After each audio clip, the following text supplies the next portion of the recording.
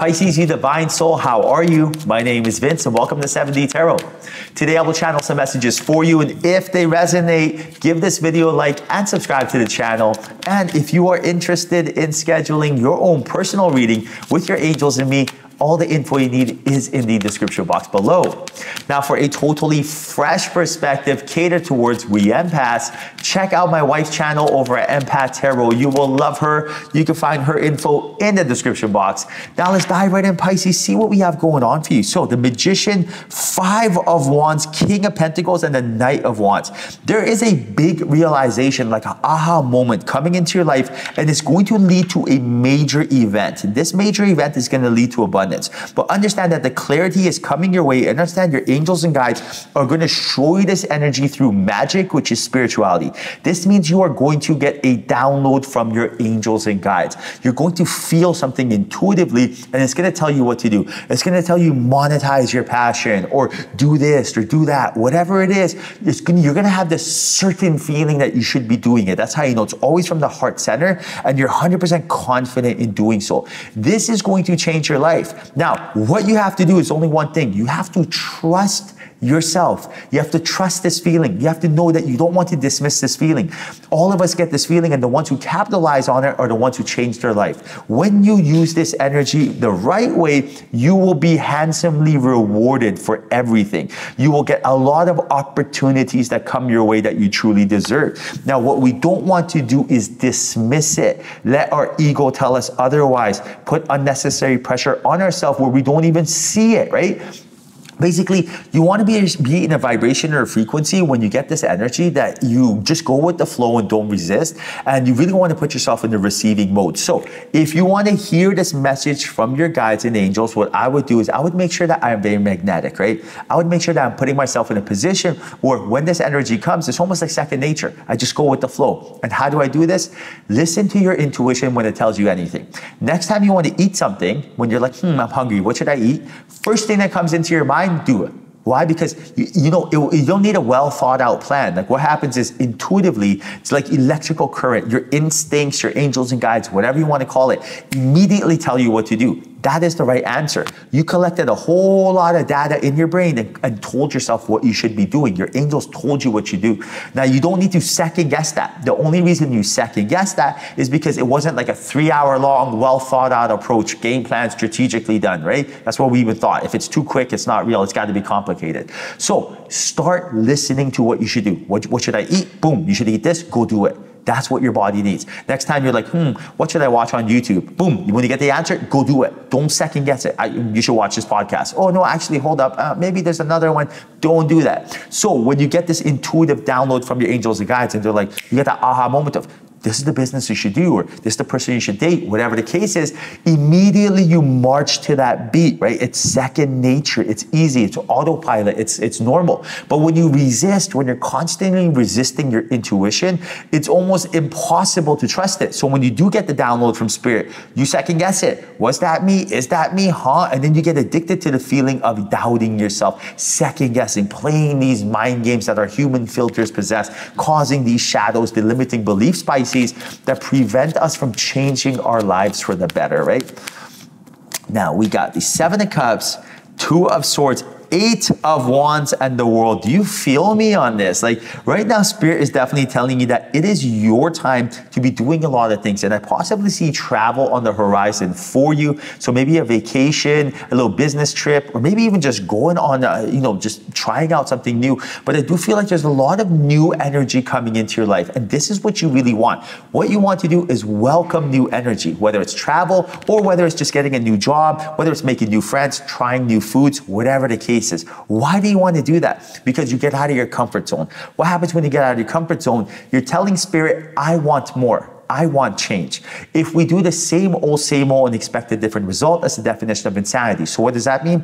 If you want new opportunities of finding your soulmate, wealth, getting those six-pack abs from that new diet, whatever it is you're looking for, this requires change. Now, change is only scary because our ego is absolutely petrified of change, right? Those two swords, that's fear and anxiety. That moon is the shadows. And right now, that blindfold is your intuition.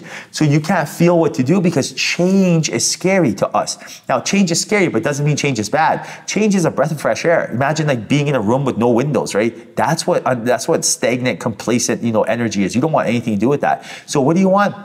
You want to get yourself comfortable with the energy of change. You want to understand that you welcome it. You live in this energy. Uncertainty is the only thing that's guaranteed in this life. Change is the only thing that is guaranteed in this life. It's coming whether we want it or not.